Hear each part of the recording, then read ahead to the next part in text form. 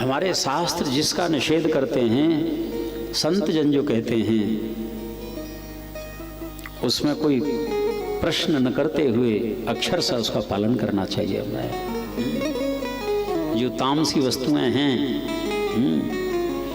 भगवद गीता के 17वें अध्याय में पढ़ करके देखो, सात्विक राजस तामस 3 प्रकार के भोजन हैं, कैसे उसके परिणाम हैं। इसलिए आवश्यकता नहीं है। हम शरीर के रोगों को तो हम देखते हैं, लेकिन भीतर के जो रोग हैं उस पर दृष्टि नहीं डालते। और भयंकर रोग ये भीतर के रोग होते हैं। हाँ, यदि किसी को मानस रोग हो जाए तो शरीर को कहाँ तक स्वस्थ रख पाओगे? तो संभव नहीं है। इसलिए आंतरिक जो रोग होते हैं इनसे बचना चाहिए हमें। जो तामसिक वस्तुएं हैं कभी भी सेवन न करें।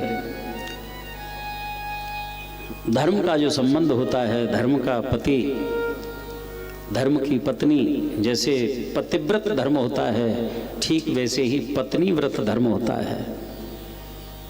उल्लंघन नहीं करना चाहिए। और चौथा स्थान सूना।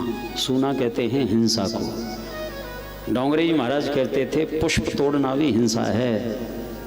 एक व्यक्ति जो भोगी होता है पुष्प तोड़ा और अपनी नासिका से लगा लिया, लेकिन एक जैसे ही सुंदर पुष्प देखा, भाव आया, आहा ठाकुर सेवा में, ठाकुर जी के चरणों में इसको अर्पित करूंगा, वो भगवत प्रेमी का लक्षण होता है। भाव शुद्ध होने से क्रिया जो है परम पवित्र हो जाती है ससुर। इसलिए जितनी भी साधनाएं हैं ये भावनाओं को शुद्ध करने के लिए हैं। श्री हरि एक 5वां स्थान और दिया जिसको जातरूप कहते हैं, अर्थात स्वर्ण, सोना। सोने में कलयुग का वास होता है। श्री हरि आभूषण इसी के बनते हैं। भगवान शंकर भी आभूषण धारण करते हैं, लेकिन संदेश देते हैं इन आभूषणों को धारण करना, लेकिन वासना की दृष्टि से नहीं। और वासना की दृष्टि से धारण किया तो ये नाग बन करके डस लेंगे।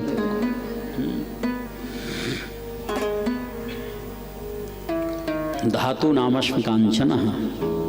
यद्यपि धातुओं में स्वर्ण जो है भगवान कहते हैं मैं हूं। इसलिए रामचंद्र डोंगरे जी महाराज कहते, जो अधर्म के द्वारा छल कपट से संपत्ति कमाई जाती है वो भी स्वर्ण है, कलयुग का वास होता है। और तुलसीदास जी ने एक समाधान किया, चाहे वस्त्र हो, भोजन हो, आभूषण हो, पहले भगवान को अर्पण करो। और भगवान के अर्पण होते ही वो वस्तु प्रसाद हो जाती है। प्रसाद माने प्रसन्नता। प्रसादे सर्व दुखानाम हानिरस्योपजायते। जीवन में समस्त दुखों की हानि हो जाती है। तुम ही निवेदित भोजन करही, प्रभु प्रसाद पट भूषण धरही।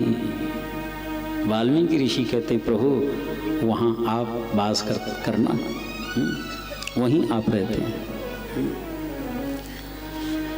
अपने जीवन के जितने भी भोग हैं भगवान को सौंप दो, और भगवान का जो भोग है उसका सेवन करें। हाँ, ये भागवत के लक्षण होते हैं, इसी को भागवत कहते हैं।